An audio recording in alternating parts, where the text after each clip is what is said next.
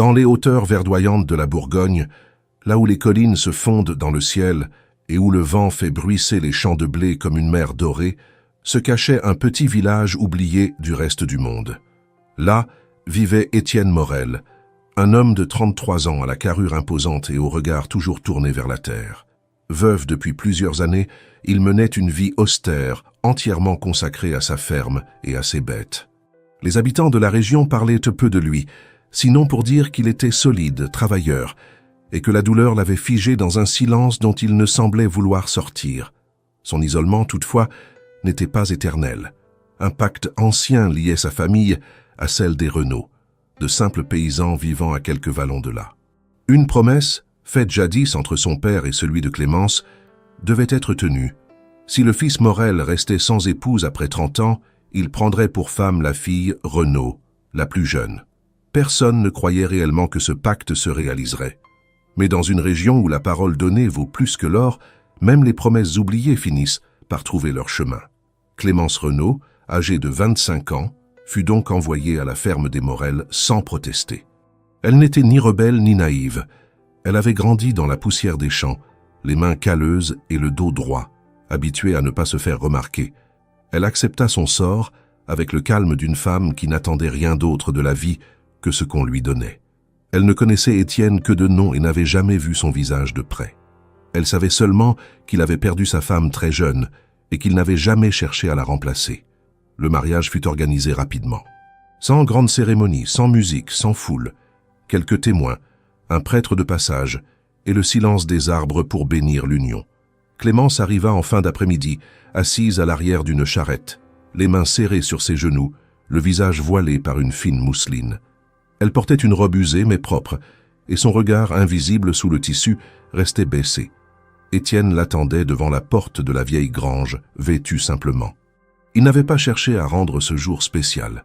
Pour lui, c'était un devoir, une formalité, presque une gêne.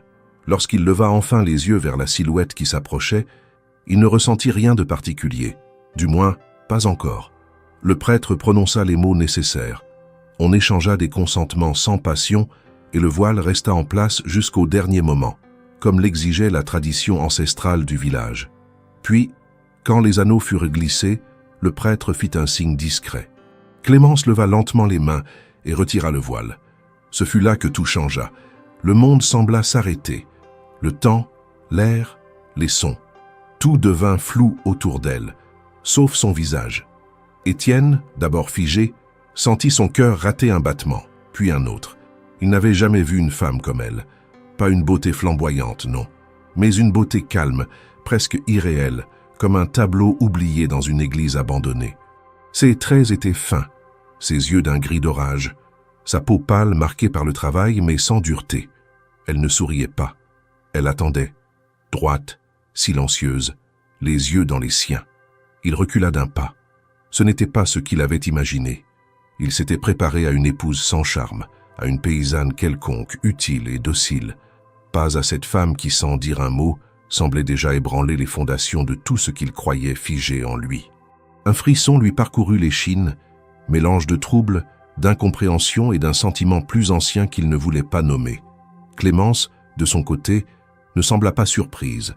Elle baissa à nouveau les yeux, prête à suivre le cours qu'on lui avait tracé. Elle n'avait rien attendu, donc rien perdu.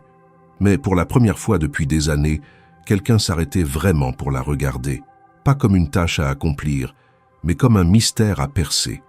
Le reste de la soirée fut froid. Ils partagèrent un repas en silence, dans la grande cuisine de pierre. Les serviteurs chuchotaient à l'écart, évitant de croiser les regards. Étienne, toujours sous le choc, peinait à formuler une pensée cohérente. Il mangea peu, but à peine, et se leva sans prévenir pour aller dans l'étable, laissant Clémence seule face à une assiette encore pleine. Cette nuit-là, ils ne partagèrent pas le même lit. Il dormit dans la chambre du fond, celle qu'il n'avait pas quittée depuis la mort de sa première femme. Elle, dans l'ancienne chambre des invités, aménagée à la hâte pour l'occasion. Le silence de la maison était si dense qu'il semblait crier. Aucun cri, aucune plainte, juste une attente lourde, indéfinissable, suspendue dans l'air comme une tempête qui n'éclate pas. Dans le noir, Étienne fixait le plafond, hanté par ce visage. Il ne comprenait pas pourquoi cette femme, qu'il venait d'épouser sans amour, avait réussi en une seconde à fissurer le mur qu'il avait mis des années à construire autour de lui. Et surtout, pourquoi cela l'effrayait autant. Clémence, allongée seule de l'autre côté de la maison, gardait les yeux ouverts. Elle ne savait rien de lui, pas même ce qu'il aimait manger, ni comment il riait, s'il riait encore. Mais elle avait vu son regard se troubler. Et dans ce regard, elle avait perçu une faille. Une faille où peut-être quelque chose pouvait naître.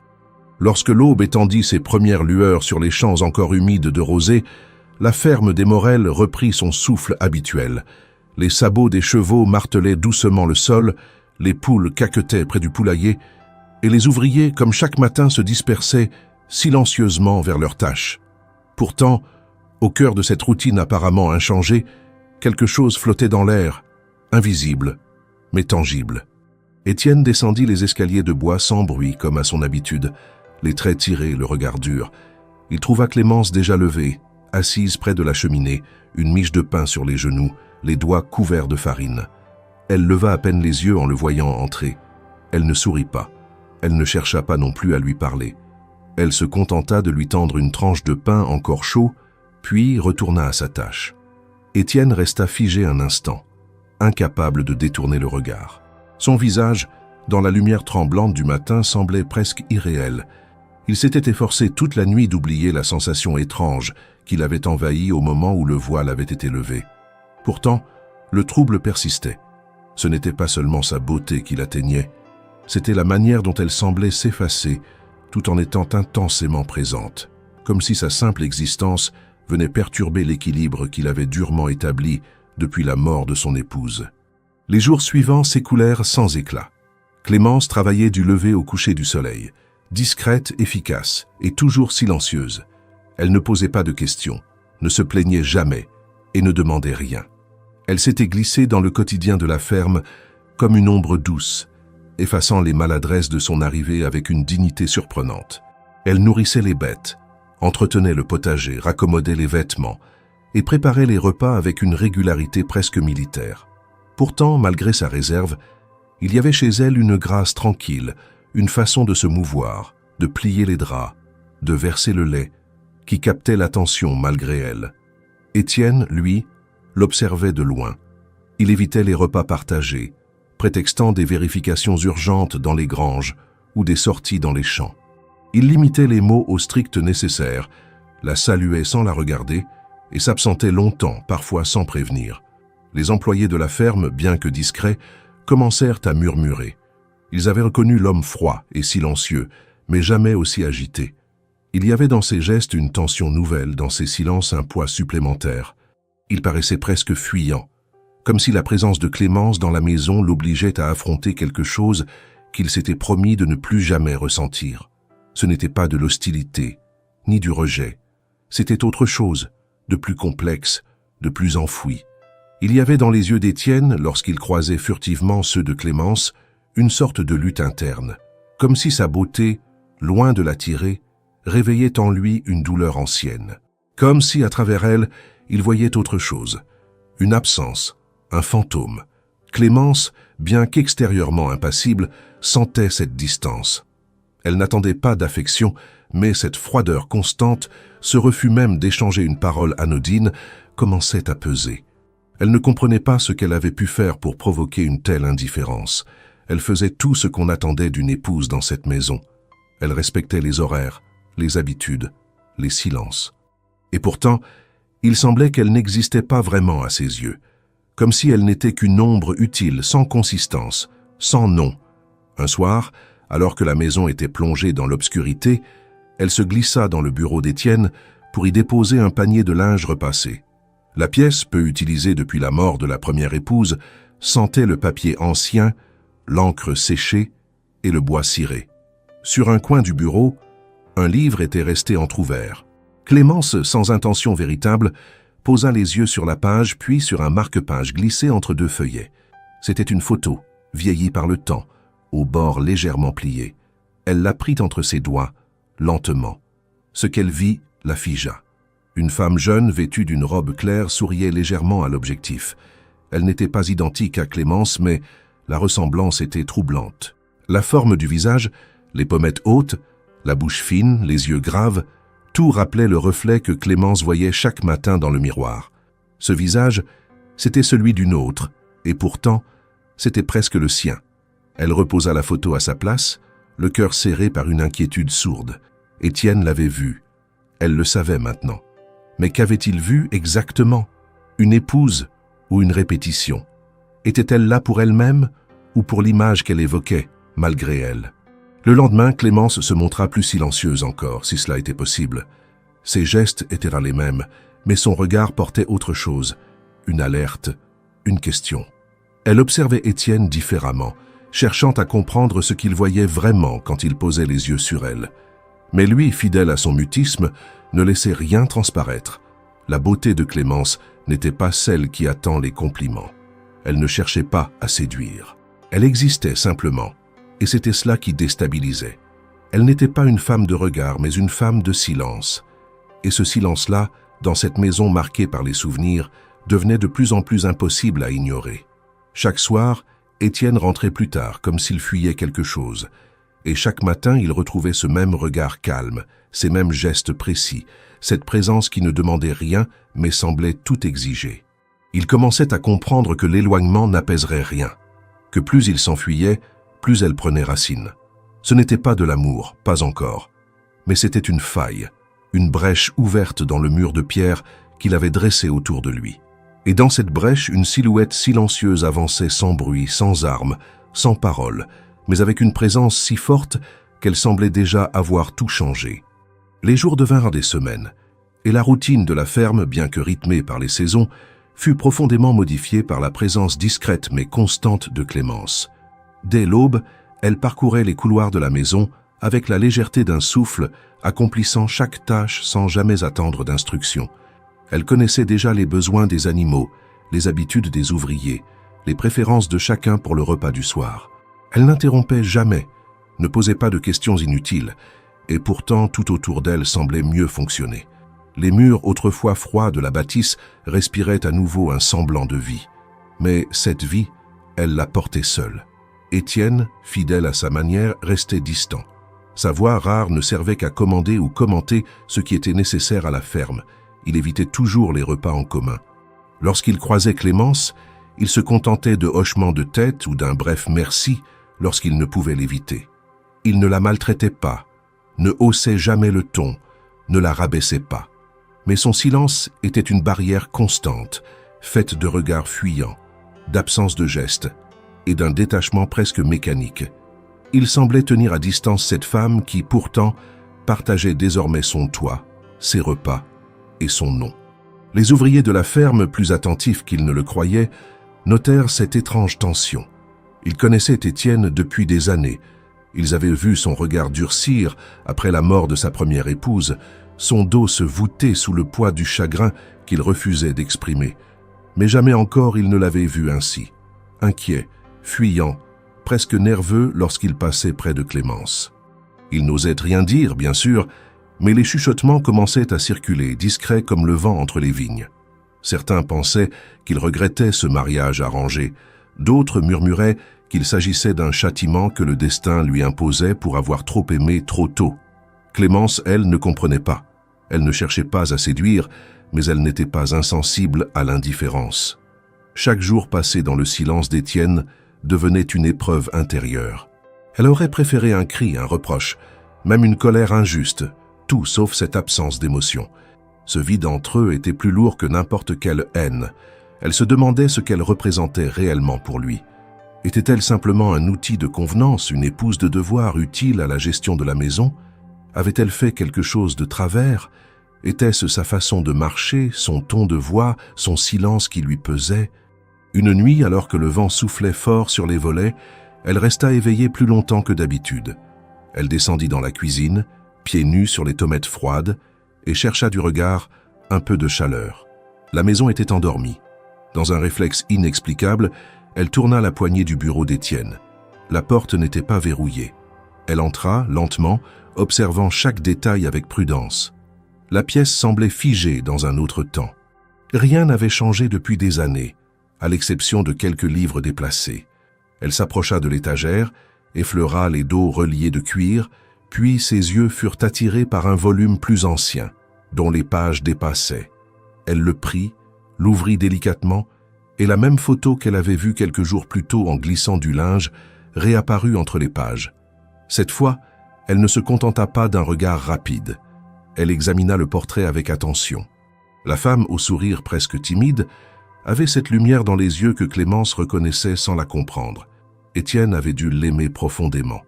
Cela se sentait dans la façon dont la photo avait été conservée, à l'écart mais jamais oubliée. Et cette ressemblance, plus elle regardait ce visage, plus elle ressentait un malaise. Ce n'était pas seulement une coïncidence. Les traits étaient trop proches, les proportions trop similaires. Une évidence brutale commença à s'imposer à elle.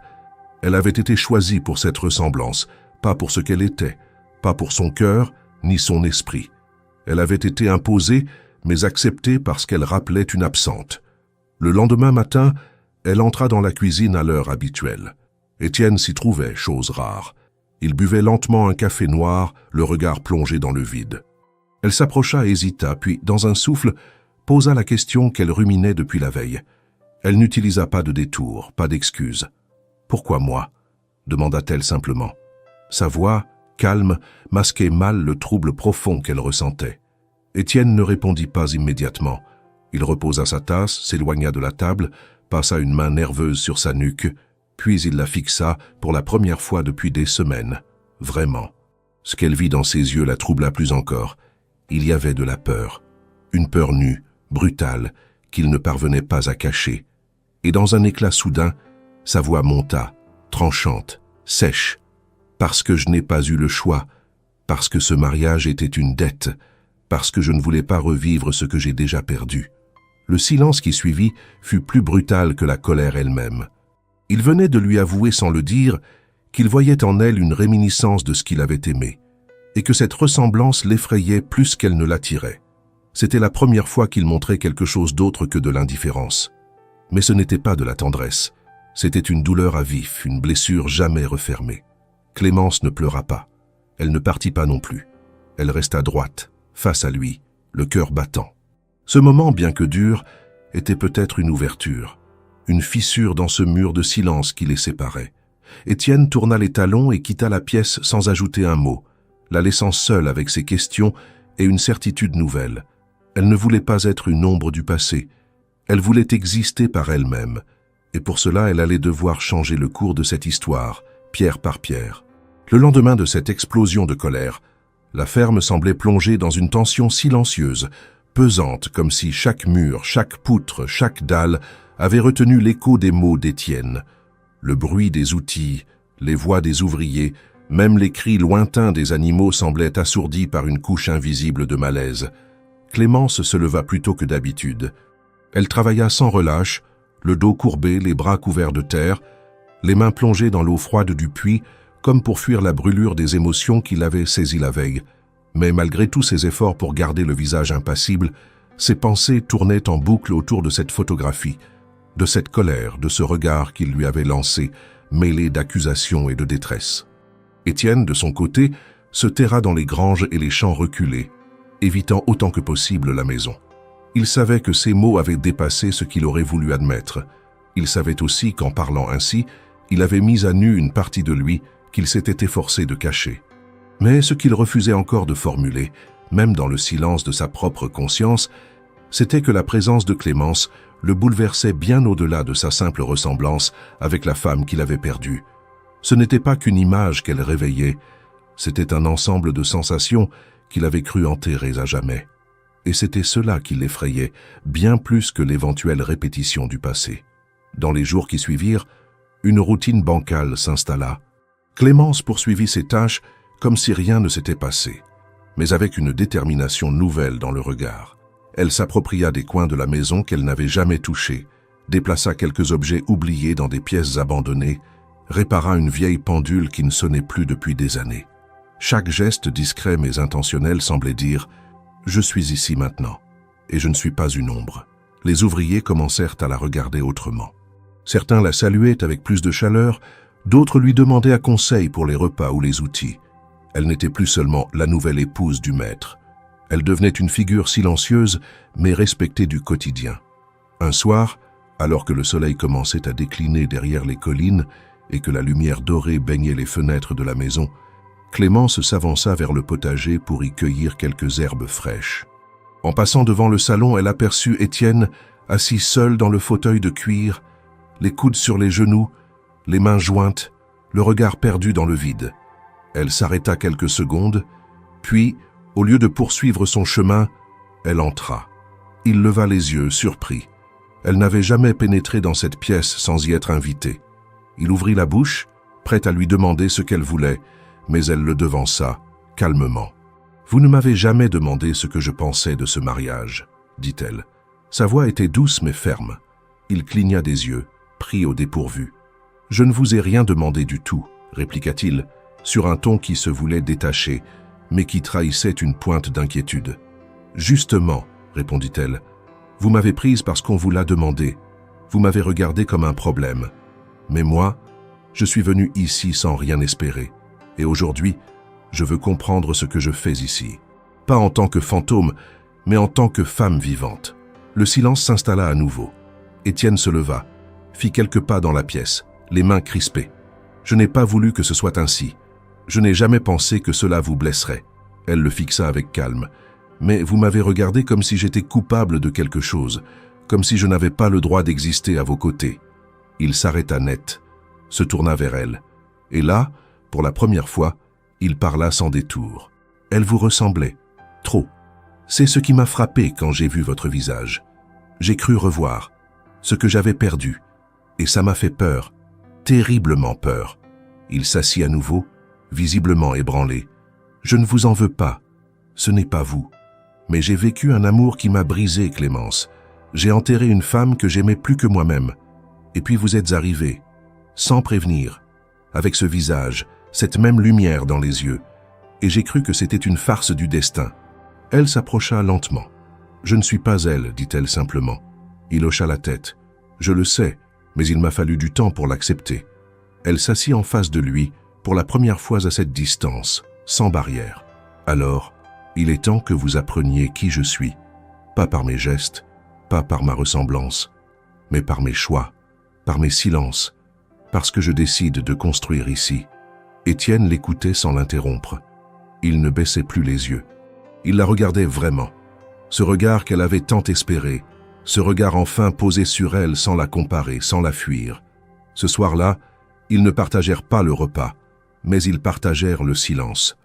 Un silence moins lourd, moins hostile. Un silence dans lequel pouvait se glisser, petit à petit, la possibilité d'un commencement.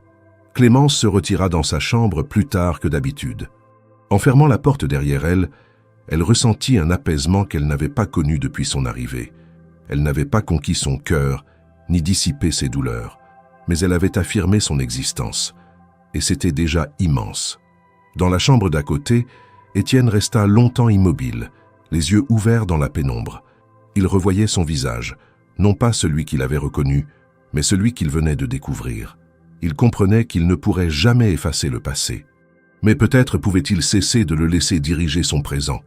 Le vent de fin d'été glissait entre les feuilles des arbres bordant la ferme, apportant avec lui des odeurs de terre humide, de bois sec et de fenouil sauvage. Les champs, dorés par le soleil, semblaient somnoler sous le ciel clair. Mais à l'intérieur de la maison, une transformation subtile s'opérait. Rien de spectaculaire, rien qui saute aux yeux d'un visiteur distrait. Mais pour ceux qui y vivaient, chaque détail nouveau marquait un pas vers un équilibre en train de naître. Clémence, fidèle à sa décision, ne se contentait plus de remplir les fonctions d'une épouse de convenance. Elle s'était donnée pour mission de laisser son empreinte, non pour provoquer ou déranger, mais pour faire exister son passage, sa présence, sa volonté d'appartenir à cette maison autrement que par le simple nom qu'on lui avait donné. Elle commença par les pièces communes. Le salon, longtemps figé dans une poussière presque sacrée, retrouva des éclats de vie, des rideaux lavés, des coussins réparés, un tapis secoué puis étalé à nouveau. Rien de neuf, rien de coûteux. Juste de la lumière retrouvée, des objets déplacés avec soin, des espaces aérés pour respirer à nouveau.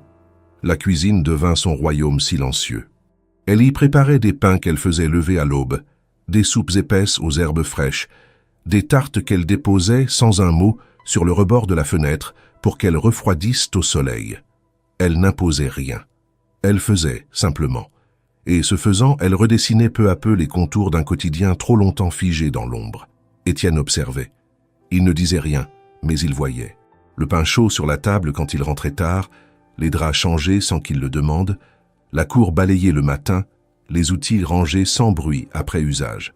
Il l'a surpris un soir à l'extérieur, les pieds nus dans l'herbe, en train de cueillir des fleurs sauvages près du vieux puits.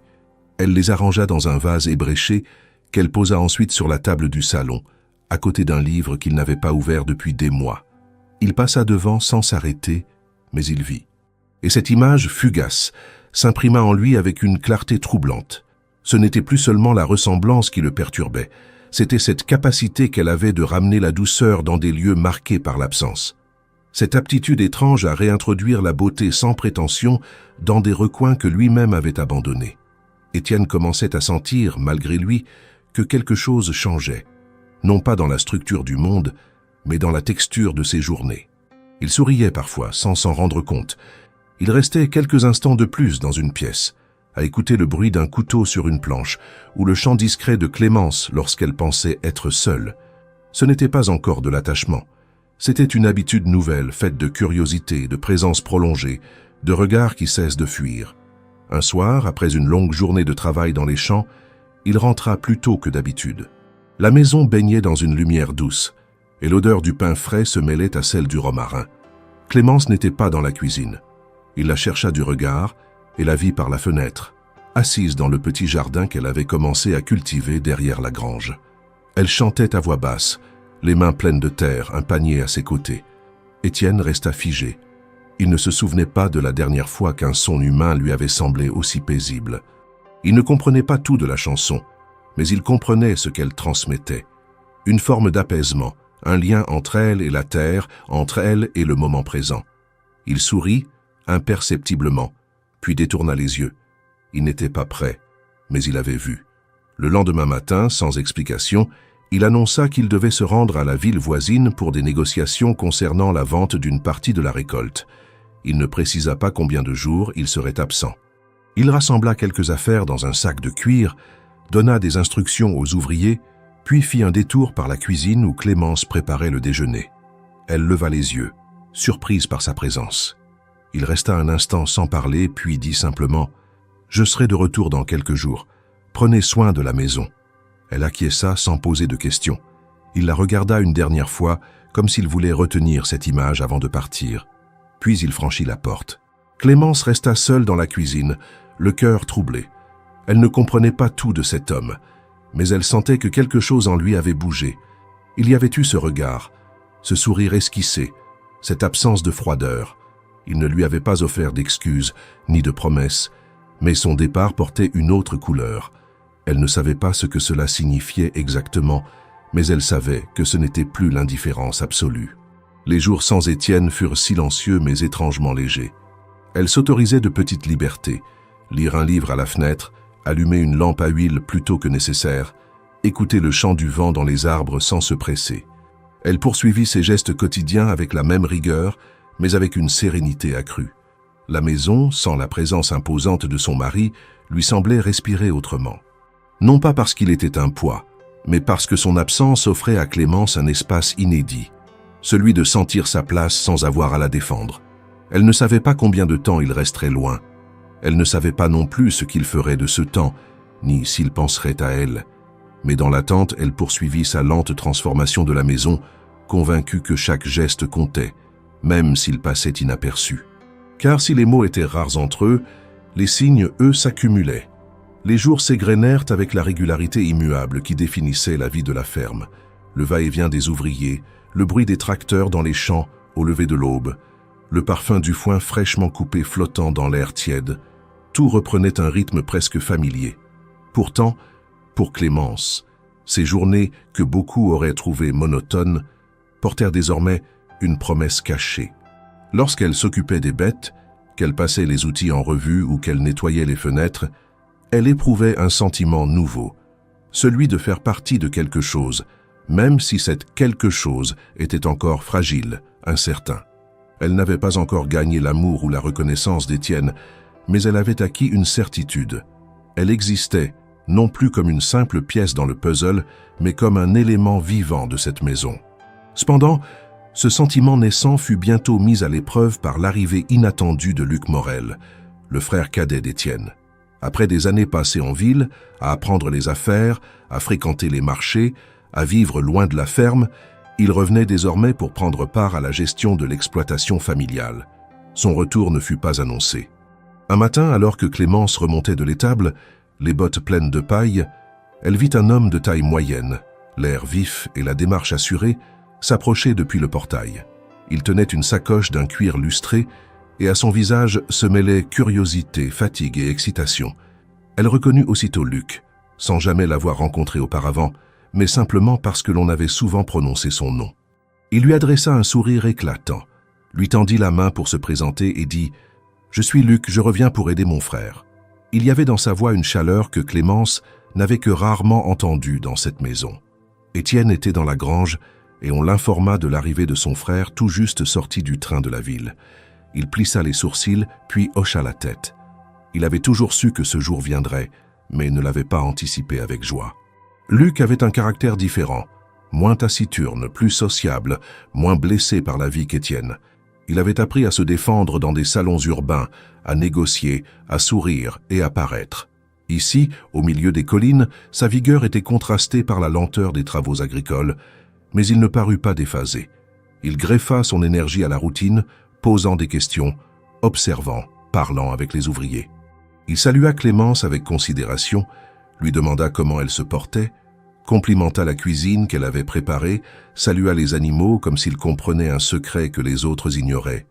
Pour Clémence, sa présence fut un souffle nouveau. Elle sentit sans s'y attendre une inclination à lui parler avec plus d'aisance que jamais. Elle lui raconta comment elle avait arrangé les rideaux, comment elle avait remis en route la vieille pendule, comment les fleurs qu'elle avait cueillies avaient égayé la salle à manger. Luc l'écouta, riant parfois, lui posant des questions simples, jamais insistantes, mais toujours sincères. Il ne la voyait pas comme la femme du maître et encore moins comme un reflet du passé d'Étienne. Non, il la regardait comme on regarde quelqu'un que l'on découvre pour la première fois. Et dans ce regard, Clémence sentit qu'elle pouvait être autre chose que l'épouse taciturne. Elle pouvait être elle-même. Étienne, observant la scène depuis l'ombre d'un vieux chêne, sentit une vague de sensations qu'il n'avait pas identifiées auparavant. Il vit Luc et Clémence rire doucement dans l'allée, entendre des mots qui n'étaient pas pour lui, sentir un lien se tisser sans qu'il soit inclus. Une jalousie subtile, presque imperceptible, naquit en lui. Il ne lutta pas contre ce sentiment. Il l'ignora d'abord, pensant qu'il passerait comme tous les autres. Mais il ne passa pas.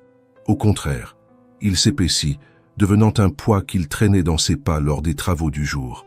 Il revint plus tôt dans la maison, entra sans annoncer comme à son habitude, et trouva Clémence et Luc occupés à choisir des graines pour la prochaine semence dans la serre. Il s'arrêta à l'entrée, les observa un instant, puis détourna les yeux et sortit. Clémence nota le changement. Elle ne comprit pas immédiatement qu'il s'agissait de jalousie. Elle crut d'abord qu'il était simplement fatigué, accablé par les nouvelles responsabilités. Mais quand Étienne commença à éviter davantage son regard, qu'il ne salua plus les ouvriers, qu'il demeura replié sur lui-même, elle envisagea l'hypothèse qu'un lien plus fort se tissait entre Luc et elle. Non par design, non par choix, mais par la facilité de la distance différente d'un frère à un homme marié. Elle se demanda si cette nouvelle dynamique pouvait lui faire du bien ou du mal. Elle savait qu'elle ne voulait ni conflit ni drame. Elle voulait simplement trouver sa place. Et pourtant, elle comprit que la présence de Luc avait changé la donne. Une nuit, après un repas frugal, Clémence sortit dans le jardin pour respirer l'air frais. Luc l'y suivit. Ils parlèrent calmement, de choses légères, la ville qu'il avait quittée, ses projets, son souhait d'apprendre les rouages de la terre. Puis, plus doucement, il lui demanda « Êtes-vous heureuse ici ?» Clémence leva les yeux vers le ciel sombre sans répondre immédiatement. Puis elle dit « Je ne sais pas encore ». Cette réponse, si brève soit-elle, fit naître chez Luc une émotion visible. Il la regarda avec une attention nouvelle. Il ne dit rien de plus ce soir-là, mais le silence qui suivit fut chargé de sens. Le lendemain, Étienne les surprit au petit déjeuner. Il vit Luc s'effacer légèrement lorsqu'il passa près d'eux. Clémence les remarqua mais ne commenta rien. Elle ressentit un tiraillement interne, gratitude envers Luc pour sa bienveillance, mais culpabilité pour ce qu'elle ne contrôlait pas. Étienne, de son côté, ressentit une inquiétude qu'il ne savait nommer. Il se demandait s'il désirait un affrontement, s'il désirait protéger ce qu'il avait, ou bien se résigner à perdre ce qu'il n'avait jamais gagné totalement. Le poids de la question « suis-je aimé ?» grandissait pour chacun d'eux. Clémence continuait à faire ce qu'elle savait faire, s'occuper, améliorer, tenir la maison. Elle ne cherchait pas à créer un triangle, elle ne cherchait pas à choisir, elle cherchait simplement à vivre. Mais dans cette ferme bordée de collines, où les vaches bêlaient dans le silence du matin, où les tracteurs recommencèrent leur course, où la lumière changeait selon les saisons, un nouveau courant se formait. Il n'était pas encore visible, mais il s'infiltrait dans les cœurs. Le moment de vérité approchait. Aucun des protagonistes ne le voyait encore clairement. Mais le vent changeait de sens, et avec lui, le jeu des regards. Clémence ne savait pas encore ce qu'elle fait pour Luc, mais elle savait ce qu'elle ne voulait pas être, un simple objet de désir, un substitut de mémoire, une pièce interchangeable. Elle voulait être reconnue pour elle-même, et la venue de Luc avait mis cette aspiration en lumière. La ferme était enveloppée d'un calme inhabituel depuis le départ d'Étienne. Le rythme des journées restait le même, dicté par les exigences de la terre, les soins aux animaux, les repas à préparer, mais une légèreté presque imperceptible s'était installée dans les couloirs de la maison. Clémence, désormais seule à superviser les affaires domestiques, accomplissait ses tâches avec l'assurance tranquille de celle qui avait trouvé sa place, ou du moins un espace où exister à sa manière. Elle ne se laissait pas aller à l'oisiveté, mais ses gestes étaient moins tendus, moins pesants. Il y avait dans sa façon d'habiter les pièces une aisance nouvelle, et dans le silence de ces journées sans homme, elle découvrait la richesse d'un temps à elle.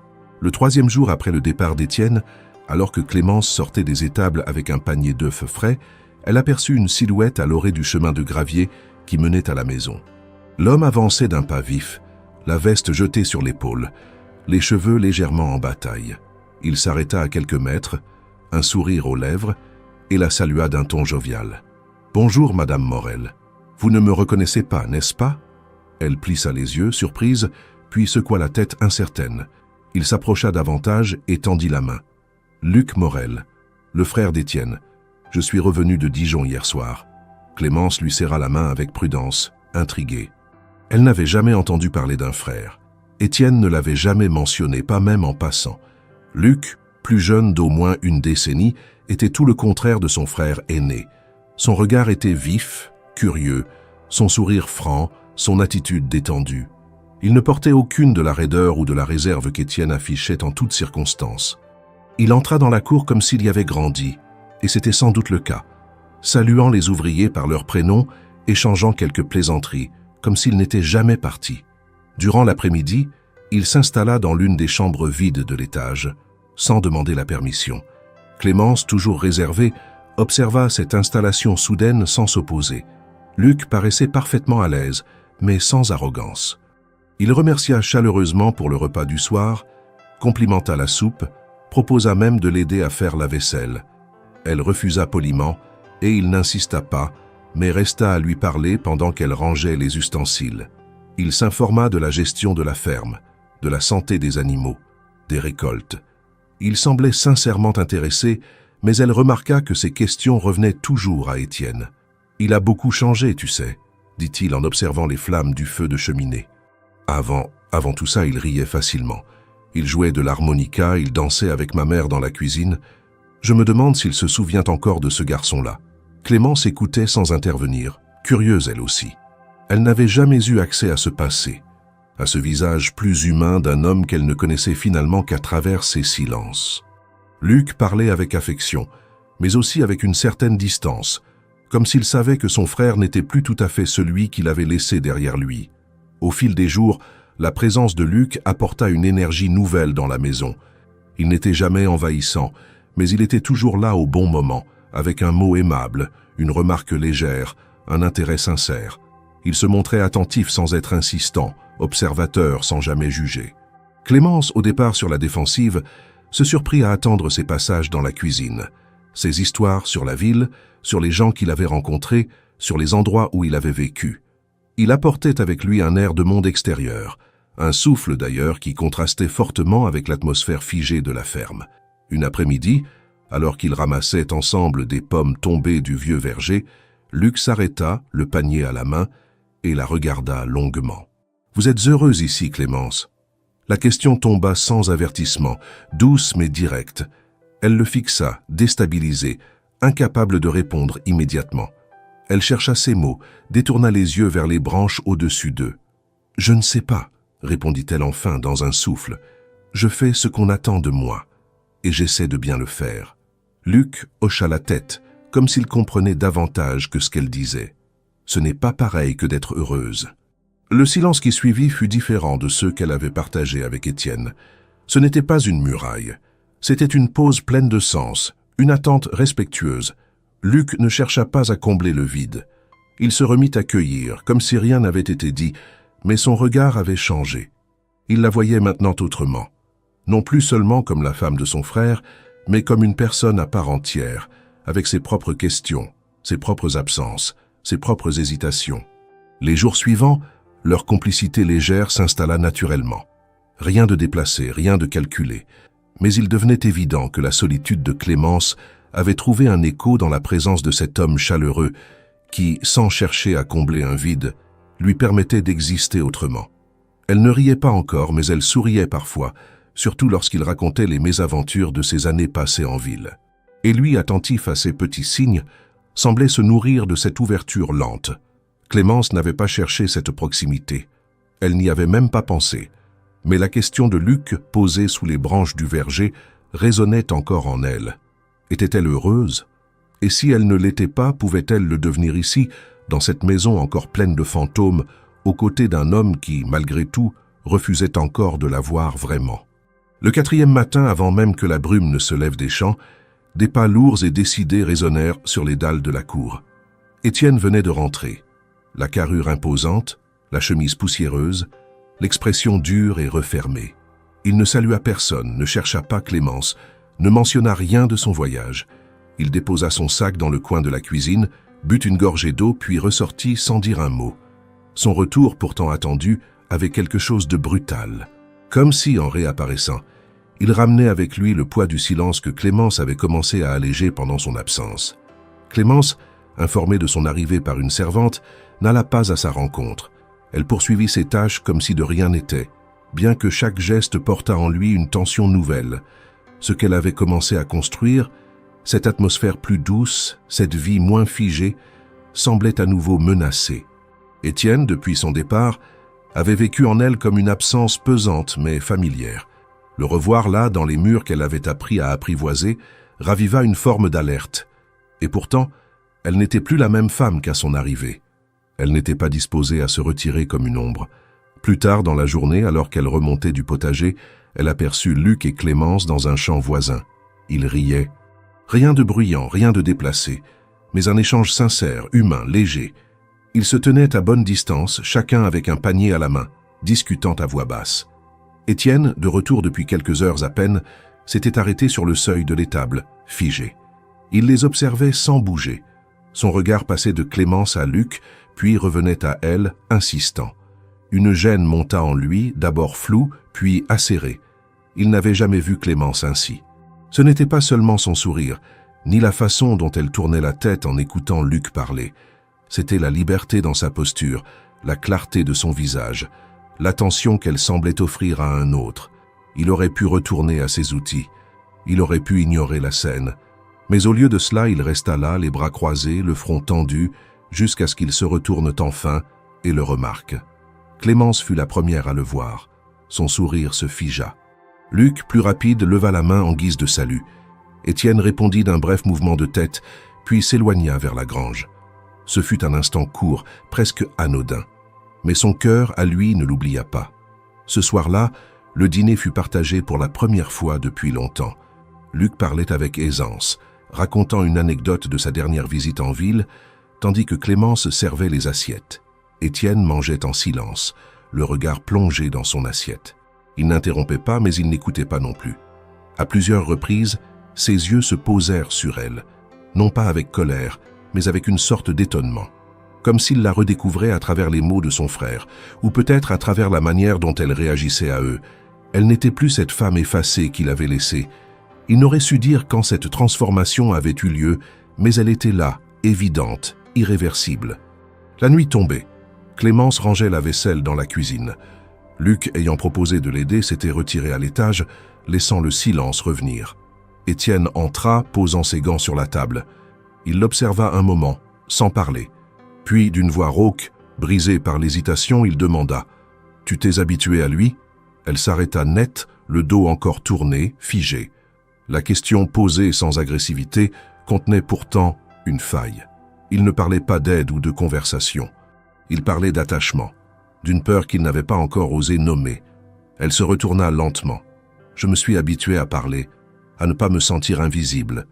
Ce fut tout ce qu'elle dit. Aucun reproche, aucune déclaration, juste un constat. Étienne acquiesça presque imperceptiblement. Il ne répliqua rien. Il sortit de la cuisine quelques instants plus tard, le pas plus lourd qu'à son arrivée. Il ne dormira pas cette nuit-là. Le lendemain matin, les marques de la nuit blanche étaient visibles sur son visage. Il ne dit rien à personne, mais évita les regards, surtout celui de son frère. Luc, lui, avait compris. Il ne dit rien non plus, mais il se montra plus discret, plus effacé dans les échanges. Le déjeuner se passa dans une tension contenue, chacun retenant des mots qui menaçaient d'échapper. Clémence, quant à elle, se sentit à nouveau prise entre deux présences. L'une silencieuse et blessée, l'autre chaleureuse mais désormais ambiguë. Elle n'avait rien cherché et pourtant une ligne invisible avait été franchie. Étienne, dans son mutisme, avait montré une faille qu'elle n'aurait jamais imaginée. Il n'était pas indifférent. Il avait peur. Ce soir-là, alors qu'elle remontait l'escalier, elle s'arrêta devant la porte du bureau d'Étienne. La lumière filtrait sous la porte. Elle frappa doucement. Pas de réponse. Elle frappa une seconde fois. Toujours rien. Elle hésita puis s'éloigna. Dans le silence du couloir, elle sentit une brûlure monter en elle. Non pas de colère, mais de tristesse, car malgré tout ce qui changeait, tout restait encore trop enfermé. Quand elle atteignit sa chambre, elle s'assit au bord du lit, les mains posées sur les genoux. Et pour la première fois depuis son arrivée, elle laissa les larmes couler. Pas par faiblesse, mais parce qu'il fallait bien, à un moment, laisser sortir ce qui ne pouvait pas être dit.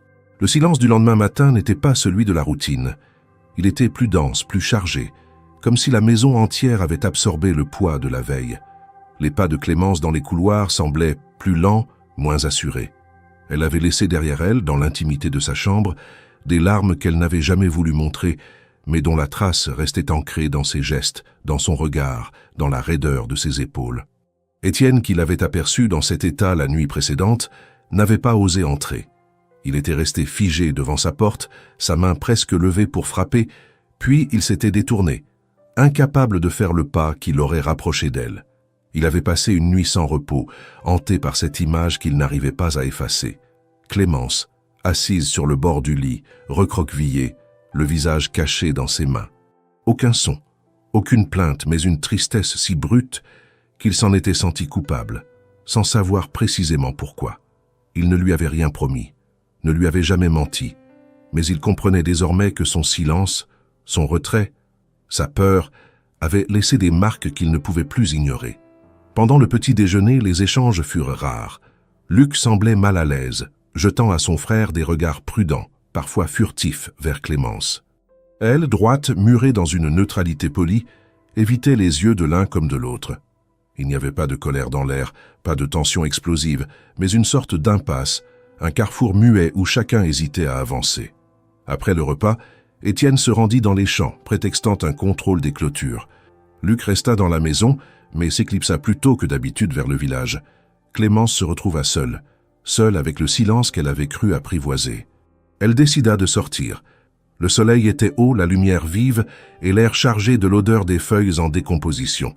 L'automne s'annonçait doucement, modifiant les couleurs de la campagne. Elle marcha sans but, suivant un chemin qu'elle n'avait jamais emprunté, longeant les arbres, les murets de pierres sèches, les talus recouverts de mousse.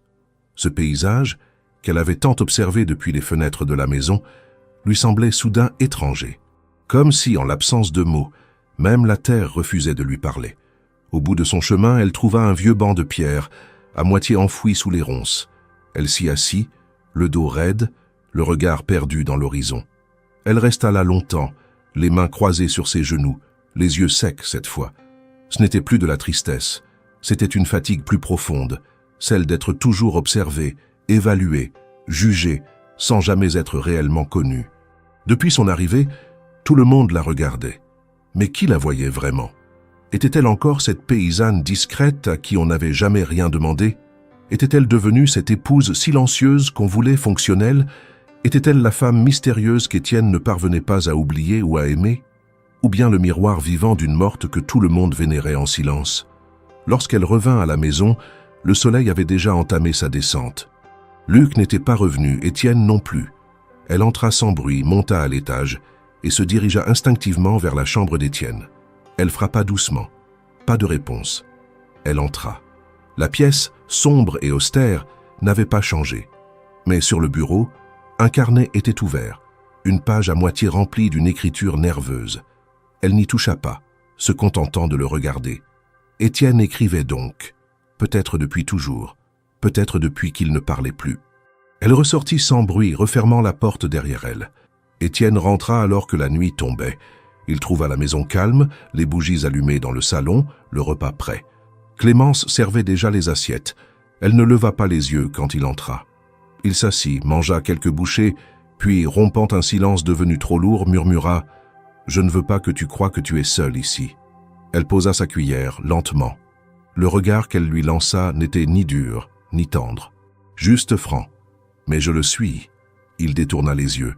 Il savait qu'elle disait vrai. Il n'avait pas su être là, pas su répondre. Il avait fui ce qu'il ressentait, par peur de ce que cela impliquait. Et pendant ce temps, elle, sans jamais exiger, avait donné. Sa patience, ses gestes, sa présence. Et maintenant, elle était vide. Il voulut parler, expliquer, justifier. Mais rien ne vint. Il savait que les mots ne suffisaient plus. Que ce qu'il n'avait pas fait pesait plus lourd que tout ce qu'il pourrait dire. Il se leva, incapable de finir son repas, et sortit sans un mot. Dans la cour, l'air était froid. Il s'arrêta, leva les yeux vers le ciel. Il se sentit soudain minuscule. Le vent lui fouettait le visage, comme pour lui rappeler que malgré tout ce qu'il avait perdu, le monde continuait, et qu'il risquait de perdre encore s'il ne trouvait pas enfin le courage d'agir. Lorsque Clémence ouvrit les volets ce matin-là, elle fut surprise de voir le chariot d'Étienne déjà attelé. Le cheval brossé et prêt piétinait doucement dans la cour. Étienne, en chemise propre et veste sombre, vérifiait les sangles avec un soin inhabituel. Il n'avait pas encore parlé, mais ses gestes trahissaient une agitation intérieure. Il entra dans la maison, la trouva dans la cuisine et s'adressa à elle sans détour. « Prépare-toi. On part pour la ville dans 1 heure. » Elle le regarda, interdite. « Nous ?» Il hocha la tête sans explication, puis sortit de nouveau. Ce fut la première fois qu'il l'invitait à quitter les murs de la ferme à ses côtés. Depuis leur mariage, elle n'était jamais allée plus loin que les champs voisins. Étienne lui avait toujours laissé la maison, les tâches, les silences. Mais là, soudain, il l'incluait dans un espace qu'il avait toujours réservé à lui seul. Elle s'habilla sans précipitation, mais avec une attention qu'elle n'avait pas connue depuis longtemps. Elle noua ses cheveux, enfila une robe propre, ajusta un châle léger. En descendant les escaliers, elle le trouva qui l'attendait près du chariot, les rênes en main. Le trajet se fit d'abord en silence. La route serpentait entre les collines, les arbres bordant les chemins encore verts malgré l'approche de l'automne. Les paysages familiers défilaient, mais Clémence n'y prêta guère attention. Elle sentait la tension d'Étienne, palpable dans sa manière de tenir les rênes, dans ses soupirs à peine audibles. Il avait pris cette décision seul, sans la consulter, sans justification. Et pourtant, il ne semblait pas la regretter. Elle sentait, à côté d'elle, un homme qui luttait contre ses propres murs. Et pour la première fois, elle n'avait pas envie de les contourner. Elle voulait le suivre. Arrivé en ville, Étienne descendit du chariot, puis, après un bref silence, lui tendit la main. Elle hésita un instant avant de la prendre. Ce simple geste, anodin pour d'autres, était immense ici. Il l'aida à descendre, puis l'invita à marcher à ses côtés. Les passants les regardaient, non parce qu'il faisait sensation, mais parce qu'Étienne, que tous connaissaient comme l'homme veuf et solitaire, apparaissait pour la première fois avec une femme, non pas une servante ni une cousine, mais une épouse. Il la présenta comme telle à l'aubergiste, au meunier, au marchand de graines. À chaque présentation, il disait simplement « ma femme, Clémence », et à chaque fois, elle le regardait avec une surprise grandissante. Elle n'était plus invisible. Ils prirent un repas dans une petite auberge au centre du bourg. Étienne ne parla pas beaucoup, mais il la laissa choisir le plat, répondit aux questions du serveur et mangea sans la fuir du regard. Clémence, encore un peu raide, se permit quelques mots. Ils échangèrent sur la qualité du pain, sur l'amertume du vin. Rien d'intime, rien d'émotionnel. Mais c'était un début. Après le repas, ils se rendirent au marché. Étienne lui demanda ce dont elle avait besoin pour la cuisine, si elle voulait des fruits, des herbes, des outils. Elle répondit avec retenue, consciente de la nouveauté de la situation. Il insista pour qu'elle choisisse elle-même les articles. Quand elle hésita devant un petit tablier en lin bleu, il le prit et le lui tendit sans mot dire. Ce n'était pas un cadeau spectaculaire, mais dans ce contexte, cela résonnait comme un geste d'attention pure. La ville s'étendait autour d'eux, bruyante et vivante. Clémence marchait désormais un peu plus près de lui. Étienne, sans même s'en rendre compte, ralentissait parfois pour se mettre à son rythme. La distance qui les séparait physiquement s'était réduite, et celle qui les séparait intérieurement commençait, lentement, à se fissurer. Au coucher du soleil, ils s'arrêtèrent dans une petite auberge à l'orée de la ville. Il avait réservé une chambre, une seule.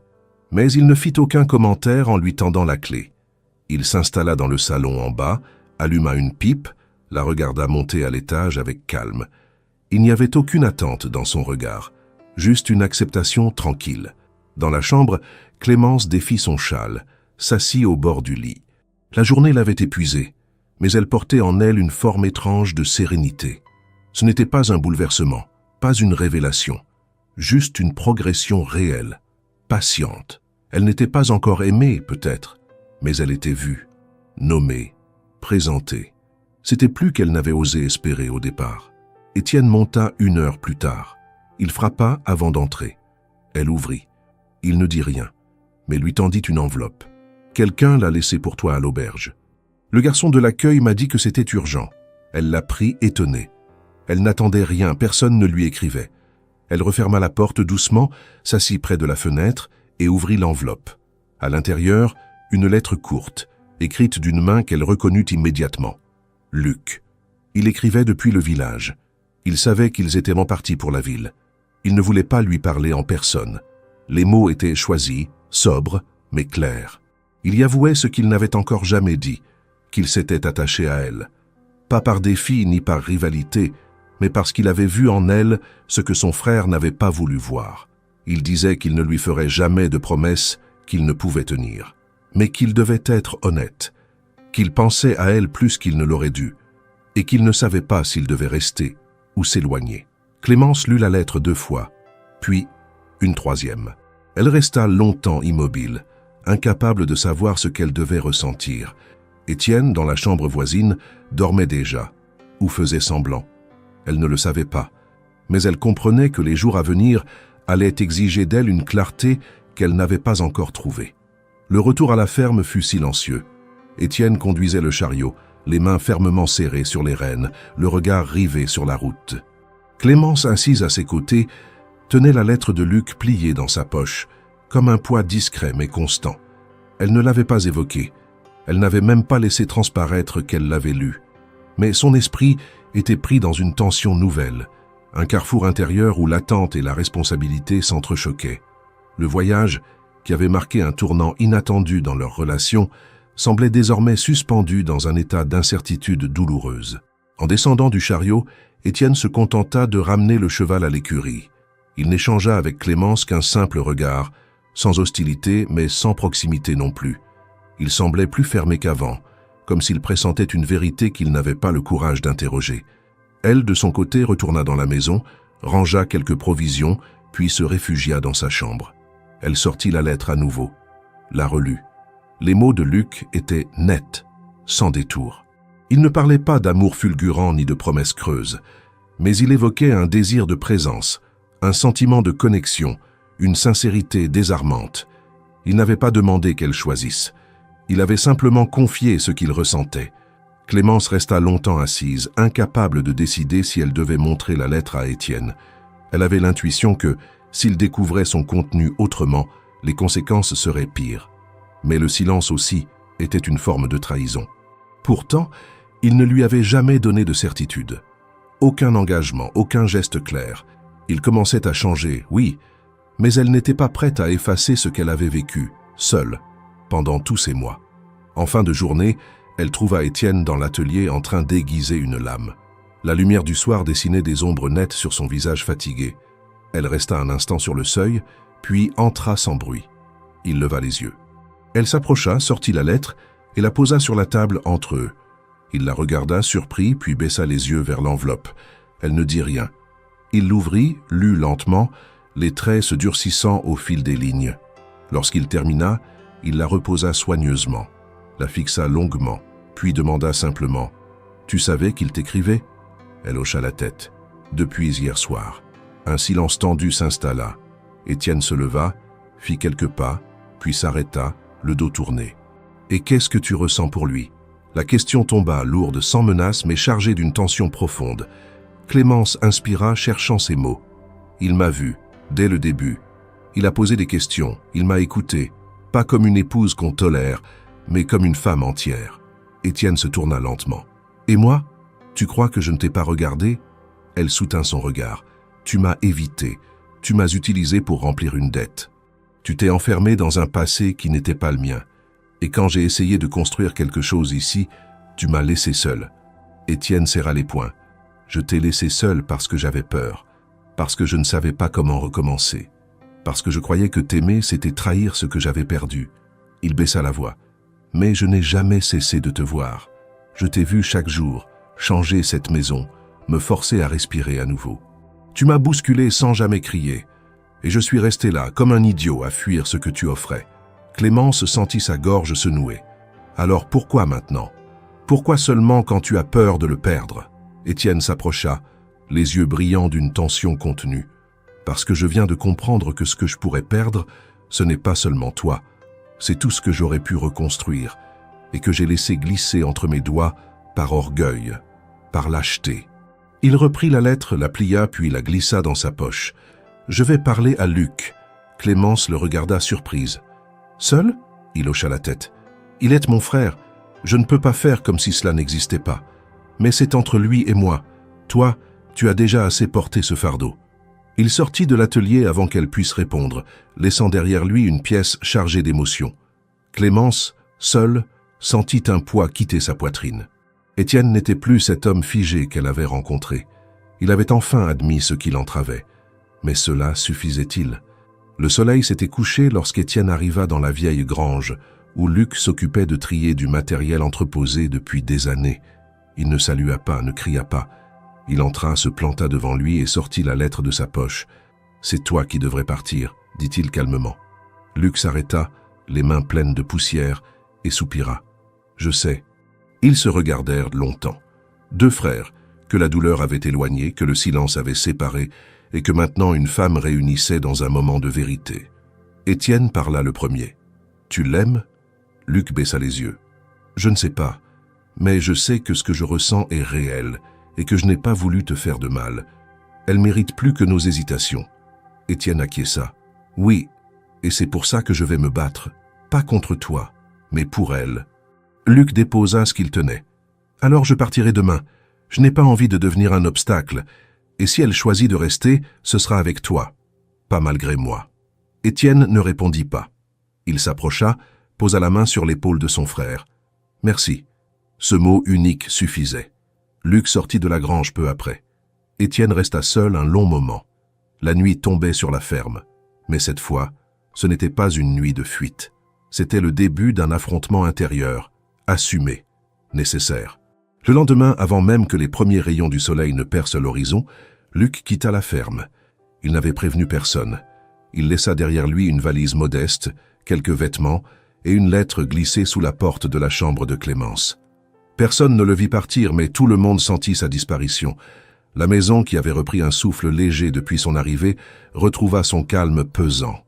Mais ce silence-là n'était plus celui de l'indifférence. C'était celui d'une transition, d'une respiration retenue, d'une attente presque douloureuse. Clémence trouva l'enveloppe en ouvrant la porte.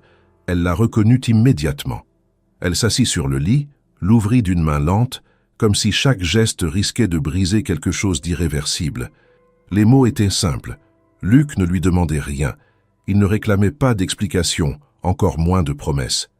Il écrivait qu'il comprenait, qu'il était venu sans intention, mais qu'il repartait avec la certitude que certaines présences sont faites pour ouvrir des portes et non pour y rester.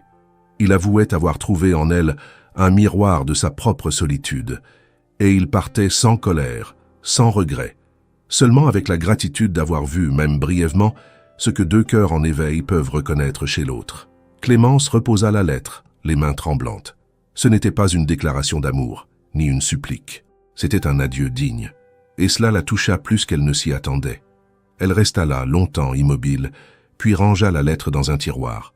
Elle savait que ce chapitre se refermait, non pas par rejet, mais par nécessité. Luc avait choisi de se retirer, laissant à Étienne et à elle un espace désormais libre d'interférences. Dans les jours qui suivirent, Étienne changea sans rien dire. Il ne devint pas bavard, ni tendre, mais sa manière d'être près d'elle se transforma. Il ne fuyait plus la pièce quand elle y entrait. Il la regardait dans les yeux quand elle parlait.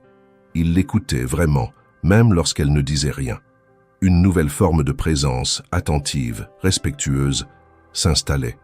Les gestes remplacèrent les mots. Il lui préparait de l'eau chaude le matin. Il réparait les outils qu'elle utilisait. Il passait parfois près d'elle dans le jardin, non pour lui parler, mais pour partager l'espace.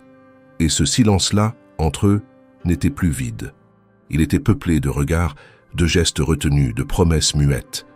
Une semaine après le départ de Luc, alors qu'ils ramassaient ensemble des pommes tombées dans le verger, Clémence rompit ce silence devenu familier. « Tu sais que je ne suis pas elle. » Étienne s'arrêta, le panier à la main. Il la regarda sans surprise. « Oui, je le sais depuis longtemps. » Elle s'essuya les mains sur son tablier. « Mais pendant longtemps, je n'ai été que son souvenir, dans ton regard, dans ton absence. » Il hocha lentement la tête. « Je ne te demande pas pardon, parce que ce que j'ai fait ne mérite pas d'être effacé, mais je veux que tu saches que je vois maintenant. Je vois qui tu es, et ce que tu as fait ici, sans rien réclamer. » Elle s'approcha, à quelques pas de lui. « Je ne suis pas venu pour être aimé, mais je ne peux pas continuer à vivre dans un espace où je suis toléré. » Étienne posa son panier à terre. « Tu n'es pas toléré, tu es essentiel. Et c'est ce que je n'ai jamais su te dire. » Son ton n'avait rien de grandiloquent. Il ne cherchait pas à la convaincre. Il lui offrait une vérité nue, sans défense, sans masque. Le soir même, il l'invita à dîner avec lui dans le salon. Il avait préparé un plat simple, maladroitement dressé, mais fait de ses mains.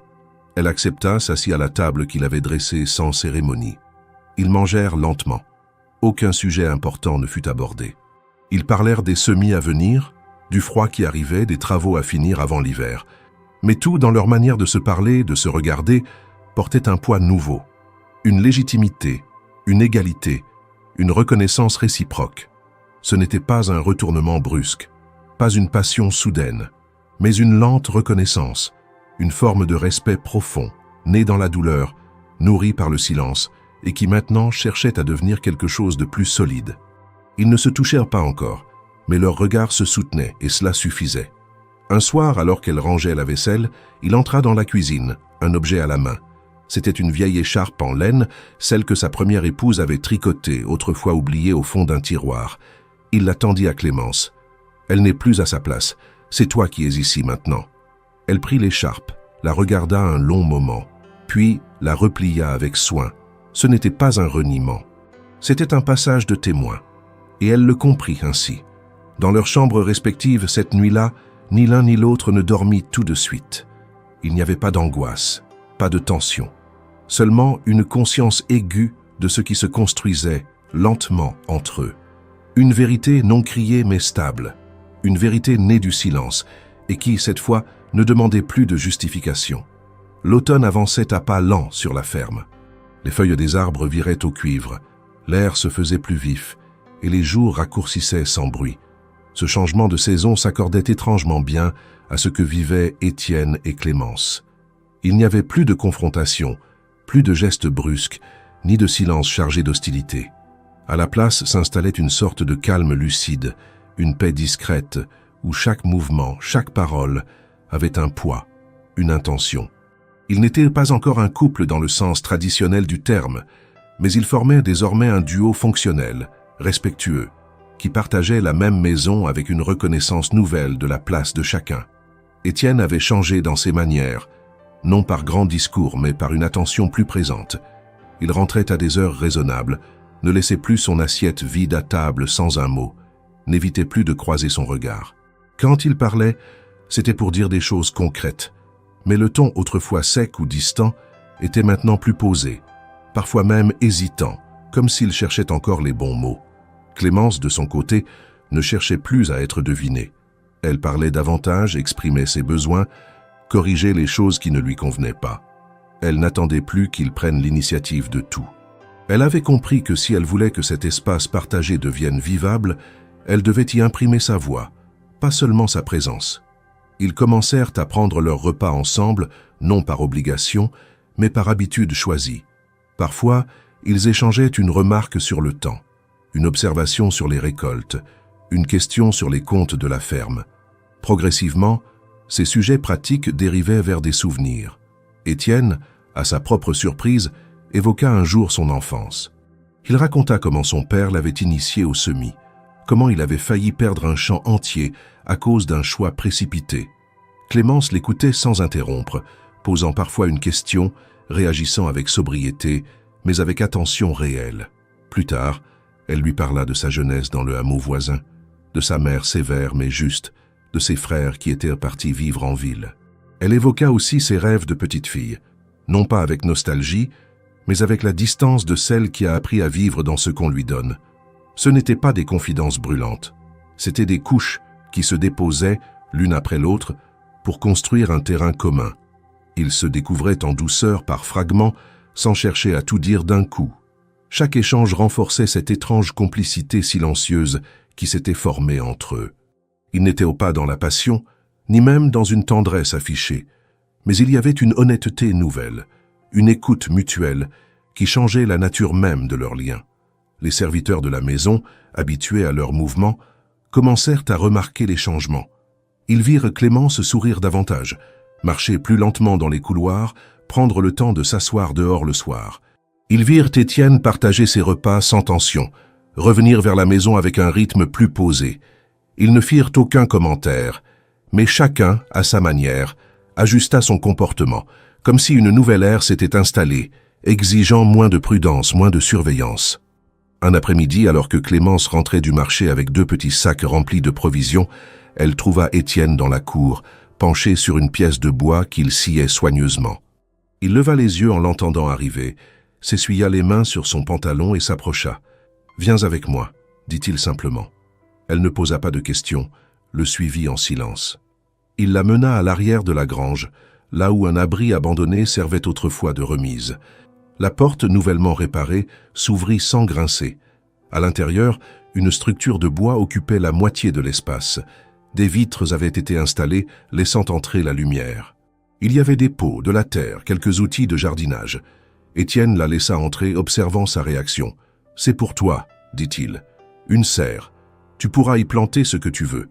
Même pendant l'hiver, avec un peu de soin, ça peut tenir. » Clémence fit un pas en avant, caressa du doigt le rebord d'un pot en terre cuite. L'endroit était modeste, mais tout avait été fait avec soin. Il n'y avait aucune prétention, aucun artifice, juste un espace pensé pour elle. Elle se tourna vers lui, émue, sans que cela ne soit dit. Étienne soutint son regard sans chercher à détourner les yeux. Ce geste, plus que toutes les paroles, représentait une forme d'engagement. Il ne s'agissait pas d'une déclaration. C'était un acte concret, utile, ancré dans la réalité. Une invitation à prendre racine, à s'installer pour de bon, à s'approprier l'espace, à faire partie non seulement de la maison, mais du futur. Clémence ne remercia pas avec des mots. Elle s'approcha, posa sa main sur le bois encore chaud du rebord, puis elle se retourna vers lui, et pour la première fois, elle lui sourit sans retenue. Un sourire entier, franc, libre. Étienne répondit d'un léger hochement de tête. Il n'avait pas besoin de plus. Ce jour-là, ils ne partagèrent pas un lit, ni un baiser, ni une étreinte, mais quelque chose de profond avait changé. Une confiance s'était installée, lentement, patiemment, comme une graine mise en terre, en dehors de la saison. Et même si personne ne le voyait encore, cette graine commençait à germer. Le lendemain de la découverte de la serre, la maison respira différemment. Une chaleur nouvelle s'installa entre Clémence et Étienne, faite de regards francs, de gestes partagés et d'une attention mutuelle qui ne cherchait plus à se cacher derrière les convenances. Ce changement n'avait rien de spectaculaire, mais il s'imposait dans les détails les plus quotidiens. Le pain laissé sur la table n'était plus une simple nourriture, mais un geste. Le manteau posé près de la porte était une pensée pour l'autre. La chaise tirée, le bol servi, le silence partagé entre deux gorgées de café, tout devenait langage. L'automne touchait à sa fin. Les feuilles mortes s'amoncelaient au pied des arbres, le vent devenait plus sec, annonciateur des rigueurs de l'hiver. Les travaux des champs ralentissaient. Les animaux se faisaient plus calmes, le rythme des journées plus lent. Dans ce climat de transition, Étienne et Clémence trouvaient une forme de stabilité que ni l'un ni l'autre n'avaient anticipée. Ils n'avaient rien décidé. Ils n'avaient pas discuté de l'avenir. Mais chaque jour passé ensemble consolidait ce lien silencieux qui, sans faire de bruit, avait pris racine. Un matin, alors qu'une pluie fine s'abattait sur les toits de la ferme, Étienne frappa à la porte de la chambre de Clémence. Il tenait 2 manteaux sous le bras, les bottes déjà enfilées. « Viens avec moi », dit-il simplement. Elle n'hésita pas. Elle prit son châle, enfila ses chaussures et le suivit dehors. Le ciel était gris, bas, et l'odeur de terre mouillée s'élevait de partout. Ils traversèrent la cour, passèrent devant les étables, puis contournèrent la grange par le côté est. Là, un petit sentier à peine visible descendait vers une prairie que Clémence ne connaissait pas encore. La marche dura quelques minutes. Ni l'un ni l'autre ne parlait. La pluie les mouillait doucement, mais ils n'y prêtaient pas attention. Arrivé au bord du champ, Étienne s'arrêta. Face à eux, une parcelle de terre noire, fraîchement retournée, bordée de jeunes arbres, s'étendait. Au centre, une structure simple, un abri en bois, à demi ouvert, abritant quelques outils, une table, 2 chaises. Clémence s'approcha, les yeux interrogateurs. « Ce champ, je l'ai laissé à l'abandon depuis longtemps, » dit Étienne. « C'était celui que je devais exploiter avec mon père. On y avait mis nos espoirs, mais après sa mort, je n'ai plus pu y retourner. Il me rappelait trop de choses. » Il fit une pause, puis continua. « Il y a quelques semaines, j'ai commencé à le travailler à nouveau. Pour toi. Pour qu'on puisse y planter ensemble, à notre manière. Pas parce que c'est une obligation, mais parce que c'est une terre qui n'appartient plus au passé. » Clémence le regarda sans rien dire. Il poursuivit « Ce n'est pas un cadeau, c'est un début, un espace à construire ensemble, si tu veux. Ce n'est pas grand, ce n'est pas impressionnant, mais c'est à nous, si tu acceptes. » Elle entra sous l'abri, caressa la surface rugueuse de la table en bois, observa les outils soigneusement rangés, la terre prête à être semée. Il n'y avait pas de promesse officielle, pas de discours sur l'amour ou l'avenir, mais tout dans ce lieu, dans cette offrande, parlait d'engagement réel, de place faite, de reconnaissance lente, mais solide. Lorsqu'elle se retourna vers lui, Clémence souriait. Un sourire entier, sans réserve, sans peur. Elle avança jusqu'à lui, posa une main sur son bras, le regard plongé dans le sien. « Je veux bien, » dit-elle, « mais à une condition. » Étienne haussa légèrement les sourcils. Elle continua. « Que tu ne cesses jamais d'apprendre, ni à planter, ni à aimer. » Il hocha lentement la tête. « Je te le promets. » Et cette fois, ce mot, unique, n'était pas creux. Il portait tout le poids du passé, mais aussi la force tranquille de l'avenir. Ils restèrent là quelques minutes encore, à observer le champ, la pluie s'atténuant peu à peu autour d'eux. Puis, sans se concerter, ils s'assirent côte à côte sous l'abri. Le silence ne les gênait plus. Il était devenu complice. Ils portaient leur histoire, leurs cicatrices, leur renoncement et cette possibilité enfin ouverte de choisir, non plus par devoir, mais par envie. Lorsque le ciel s'éclaircit et que les premiers rayons de soleil percent les nuages, Étienne se tourne vers elle. Clémence, les yeux fermés, laisse la lumière toucher son visage.